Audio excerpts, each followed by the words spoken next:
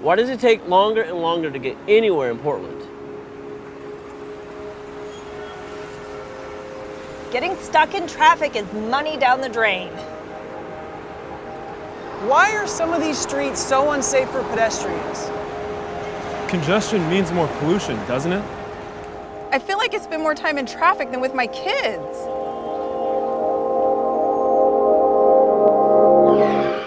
It's no secret. Congestion really is getting worse. And here's why. More and more people and their cars are trying to fit into a space that isn't getting any bigger. And it can't. To protect the beautiful natural areas that make Portland the place we love, the urban growth boundary limits how far we can expand. Generations of Oregonians have kept this promise to grow up rather than out. And if you think it's tough now, we're expecting another 250,000 people over the next 15 to 20 years. Somehow we've got to fit all of them in the same space we have now. And if we can't figure out a solution, the problems we're seeing now will only get worse. It'll be even harder to travel around the city for jobs, especially lower income folks who often have to live far from work. It'll take longer to move freight and goods through Portland. There'll be more pollution, which hurts our health and speeds up the climate crisis. And congestion, gridlock, Portlanders who are not happy. To preserve the city we love, we have to figure this out. Sure, I agree. But isn't the solution simple? More roads, wider roads? You'd think that would make sense, but roads are incredibly expensive to build. And do we really want to bulldoze buildings to widen roads? Especially when studies show that adding travel lanes is only a temporary fix. They just get clogged again as people rush in to fill the new space. So we can't build our way out of this. Doing nothing is only going to make things worse, and we want to spend our money wisely. What's the solution? So we started thinking, why do we have cars in the first place? To move people from one place to another. That's the important thing, right? So what if we could move more people from one place to another more efficiently and safely, regardless of the way we do it? We've been designing everything around cars for 70 years. No wonder that's what we're used to. But what if we could design everything around people instead? For example, a car takes up a certain amount of space, even though data shows it's only transporting one person 60% of the time. I mean, look, only 12 cars fit into all this space, and only 16 people. Compare that to transit, where those 16 folks fit easily into a bus. Suddenly, there's a lot more space on the road to serve even more people. But what would it look like if those 12 cars were bikes? That's 12 people moved.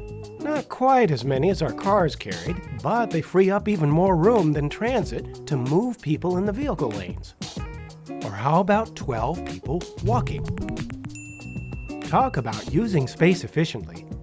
We're getting 12 people where they need to go without taking up any space in either the vehicle or bike lanes, which are wide open to move even more people. So, we could move 16 people in 12 cars. Or adding a single bus, we could move 28. Adding bikes, we're up to 40. And adding people who decide to walk where they need to go, that's at least 52 we can fit in this space. Versus just 16 if we only use cars. Wow, I love driving, but one person per car may not be the most efficient way to move Portlanders around. Now, not everyone can walk and not everyone can bike. But just look at what could happen if more people did.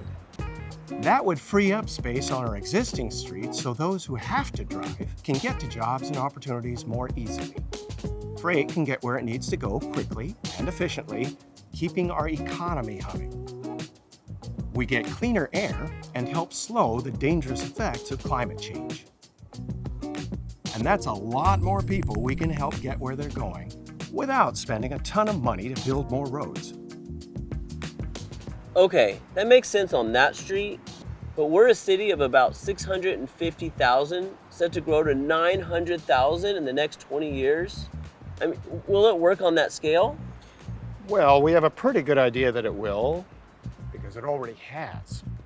Cities around the world show that putting people first when they plan their transportation systems helps combat congestion. We've already been doing some of it here in Portland, and it's bought us time.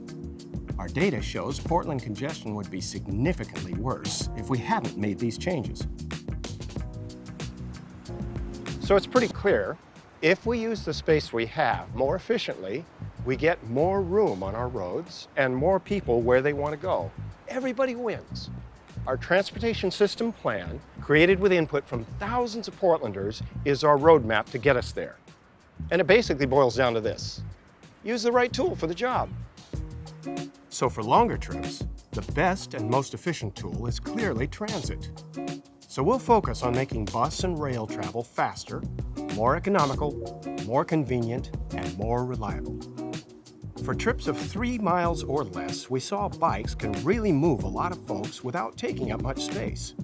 So we're creating an all ages and abilities network that makes cycling safer and more accessible, whether you're 8 years old or 80.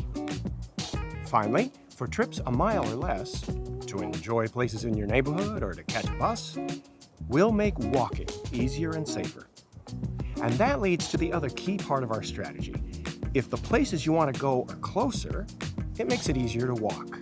So our plan helps create more vibrant communities where services, food, and jobs are nearby. So close you don't even have to get in the car. Oh, and what isn't in the plan? Telling anyone they can't drive. Sometimes we just have to. But we're already a city of more than 650,000 people, growing every day. Imagine the impact we could have if just a fraction of us tried getting around in different ways than driving. Think how much space it would free up on our roads for transit and people who have to use a car. Think how much less pollution and frustration there would be in all our lives.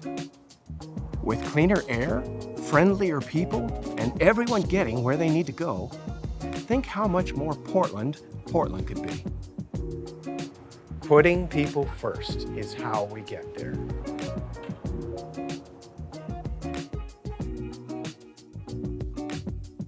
Thanks for watching.